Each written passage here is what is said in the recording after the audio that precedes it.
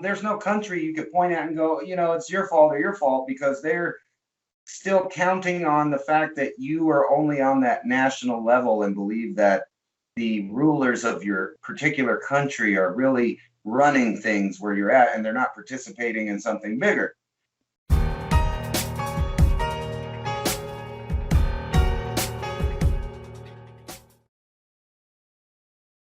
Inflation in the U.S. will climb between 6 and 9% by year's end, said Steve Hanke, who served on Ronald Reagan's Council of Economic Advisors. Said the rapid growth in money supply work fueling asset prices. But the negative side to this, the rise in inflation in 2021 has been caused 100% by growth of the money supply. When inflation spikes, commodities like gold, silver, lumber, real estate have historically surged. Learn how simple it is to add physical gold and silver to your portfolio ahead of the rise in inflation and predicted price rises. Patriot Gold Group has a no fee for life IRA where your IRA or 401k can be in physical gold and silver, and you may be eligible for the no fee for life IRA. Call 1-800-356-4470 and get a free investor guide today. And the knowledge that Patriot Gold Group is Consumer Affairs' top-rated gold IRA dealer 5 years in a row from 2016 till present. Click the link in the description box below for more information. And now on with the video. Ransom, thanks for joining me. I'm curious, what you think the great distraction will have to be, because the amount of information flow right now is just a tidal wave that needs to be distracted away from, because society is shifting as we speak. No, actually, everything I'm seeing is showing me it's like the biggest con on people ever, from coast to coast worldwide.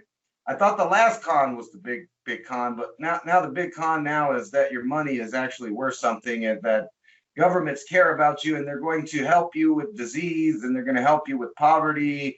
And what they're going to do is give you a big check every month. That check won't, actually be worth as much as it says it is, because, like you said, the Fed is printing money like there's no tomorrow. Inflation is out of control. If you've noticed and gone to the store, prices in just the last week have got up about 30 cents on the dollar on some things. Like if a can of paint was $1, it's now $1.30 something. Overnight, with one or two items, you might not really think much about that, but think about the entire economy as a whole. And everybody's doing this. Everybody's overpaying. And then you got a whole generation of people stuck on virtual reality and different things like that. I was looking at my kids' video games. It's like a giant casino style where the kid has to pay over and over just to get these imaginary things for the games that they play. So it's like an endless funnel of inherited wealth. And people just don't even understand the concept of the value of their currency right now. And then one day they're just going to wake up and there's nothing. And of course, that's where the fun begins. And that's besides all of these other issues you were talking about.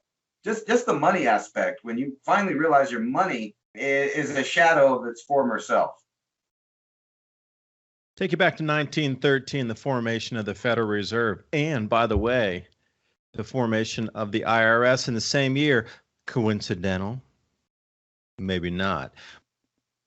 1913 here. Now, you could have got an all-aluminum chassis, all-aluminum body, fully electric car in 1913. Yeah, believe it or not, electric cars were the first vehicles made, and then they moved to diesel. So it still baffles me, just as a side note, that electric cars were built and perfected and operational and running from the 1880s and really got into their mass manufacturing in the early 1900s. And then it stopped.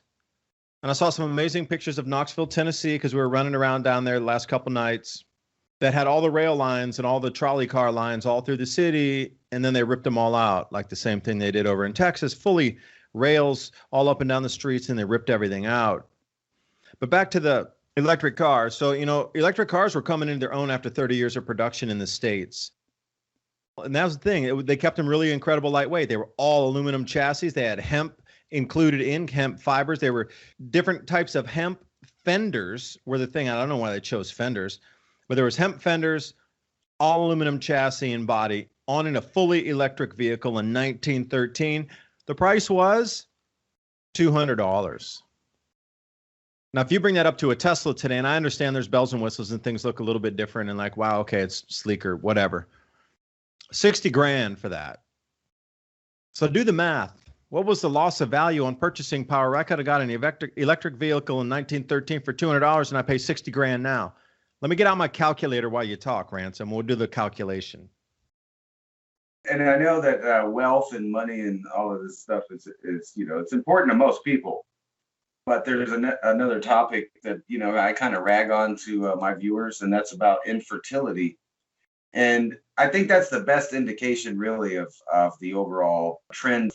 And even in China, which you wouldn't expect with their population, they're having now infertility problems. So I know I've harped on this to my viewers.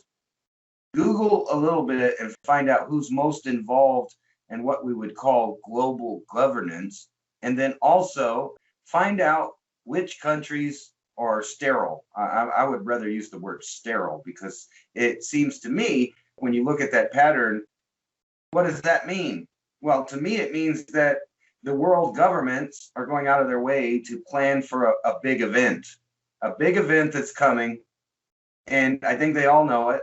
And I'm not trying to be like woo-woo here, but it's kind of obvious. And I tried to send you a copy of this video that someone sent me, and it's basically the guy from Project Camelot talking about that. This is in 2010. You realize that all of these steps that he talks about are kind of done, and one of the main points of that was that there was all of the countries in the world the opportunity to crack down with authoritarianism and gain powers they never had, and then they would have the public ready for what's coming, whether it be war, some kind of massive geologic event, mass starvation, just because the planet's doing something weird, or any of these grid down failure.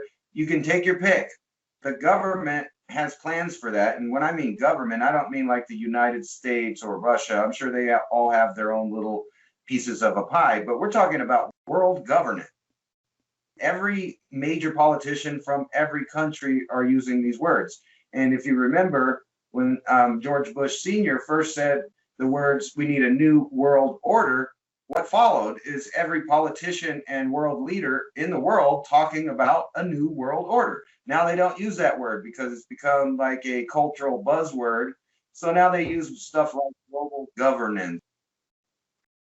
300x is what you've lost on your purchase power if you're going to buy an electric vehicle from 1913 compared to now at 60 grand. Wow. I agree with you. But, I lived and worked in China for a couple of years over there. And there was so much pollution anyway that was really causing a lot of problems even back, 15 years ago. When I lived there and worked there, it got so bad I left because I just couldn't handle the pollution and the overcrowding and the toxins. And it was so bad that they stopped you from taking bottles of water out of the country because they didn't want you to go test them. That's how bad the water was. And you couldn't get water tested in this country. If you wanted to get it tested, I think it was around $700 per sample to get tested. I mean, here in the States, you send in, it's about $30. Same with soil testing and whatever. Like, you could do it here for nothing. Farm country, you go send in 3 samples across your plot, and then they'll tell you exactly what you want to put in there if you're going to grow your plants and what they would need in terms of too much of something in soil, too little something in soil. But they really break it down chemically as to what your problems is or why things aren't growing correctly. But in China, they were so fearful of you getting that information that if you were caught bringing tubes of water out, like, you could put sample, they would stop you in the airport and they would confiscate all your things and put you on a list and you weren't allowed back in the country because you were trying to disservice China by showing the pollution levels. And, I did a lot of photos and expose and stuff on when the peak oil time was around 2006 or so. I went in there, I was really more into seeing how China was developing at the same time as they were going to overcome the constraints on oil with incredible rising prices, which led into 2007 and 8 and the collapse. But the problems with China's pollution back then, and that's the reason I'm kind of, giving a primer here for why I was there and what time frame. It was so polluted and so outrageously lowering of the quality of life in 2006, 7, 8 that I left. Then add another 12, 14, 15 years on top of that. Infertility was a main concern back then anyway because it was so polluted. But there's some people who definitely see the future more clearly and have the full playbook. And it's a global governance. That's the whole thing, is how they pulled everybody in. It's not a global government as a single body. Well, I'm sure it is somebody at the top saying what happens, but it seems that if you want to stay in power at the global level, you have to abide by and not step out of line with the plan for the globe. Now, who's deciding that? There's a lot of conjecture. But it seems that once it's decided, there's no one finger that points and pushes the button, because nobody would accept that across the globe. Like, you're not going to tell us. Indians would freak out. They're like, Indian men, you're not going to tell us what to do. Modi's bad enough. And then America, you're not going to tell us what to do. So it's not a system of like one top thing at the United Nations. Nobody would accept that. Be like, yeah, United Nations, kiss my what. But the way it's put out is, on high somewhere, the message comes and said, all right, global leaders, you all need to do this in your country. Whatever form it takes, you all do it. And we're all in the same, now use the same keywords, and it goes through the media. And then all the politicians get on board. So you can't really point a finger at one. It's almost like a crazy Medusa octopus thing, where if you cut off one head, there's still another to replace it, because only those people at the very top levels are at those positions on purpose.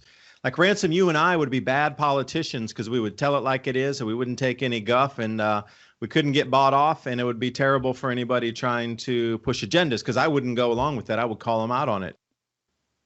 I think that, the people in power are part of a system to move forward some plan, but it can't be a single force, because then all the fingers could be pointed at that and say, no, we don't accept your global government system.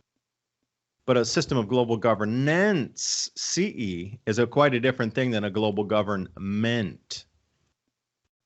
They get you in the lexicon and the modus operandi, the way they unveil and put all these dictates into motion. It's very similar, but it's kind of splitting a hair on that. The elite seem to be really good at noticing what the populace finds out. And then they usually dump that person, that figurehead or whatever it is. And then they move on to another one that you don't know. Like, everybody knows George Soros, everybody knows Bill Gates, and you notice that now they're having issues with things. It's because they want people to forget about those or keep blaming them, whatever, if you're that far back. But like you said, if you have a worldwide governance, there's no country you could point at and go, it's your fault or your fault, because they're still counting on the fact that you are only on that national level and believe that the rulers of your particular country are really running things where you're at, and they're not participating in something bigger. That there's something really going on. Like, even our enemies, like over in Iran, you would think it'd be different. No. They were also, they were still hating USA and doing all their thing, but everybody was good boys and little girls all around the world. That's the only time I've ever seen something like that. Really seeing people all over the world in like a mass trance, all doing the same thing and believing the same things at the same times. I saw literally a world full of zombies programmed to do a certain thing, and they did it. That's what's the most scary to me of everything, is like you said, what is the next big distraction? What is the public going to change on next? You have to be almost scared that the mob will find you on the next weird little distraction. Are you going to be on the bad end of that? Think about how quickly they trained everybody. And I'm going to say trained. So think about when food shortages come in and you're going to be rationed on food, how quickly they could train you, change your behavior for food allocations, food purchases, the allotments of food, and the frequency that you could purchase foods. And if they gotten everybody to this type of training that quickly, buffing it up like rooster chest sticking out, you're not going to do anything, we're Americans, and how quickly everybody rolled over. What will it be when it's about the food? Because I think that's the whole direction it was moving. This first soft touch into how quickly you could turn a populace and train them and reorient their entire existence of what was available.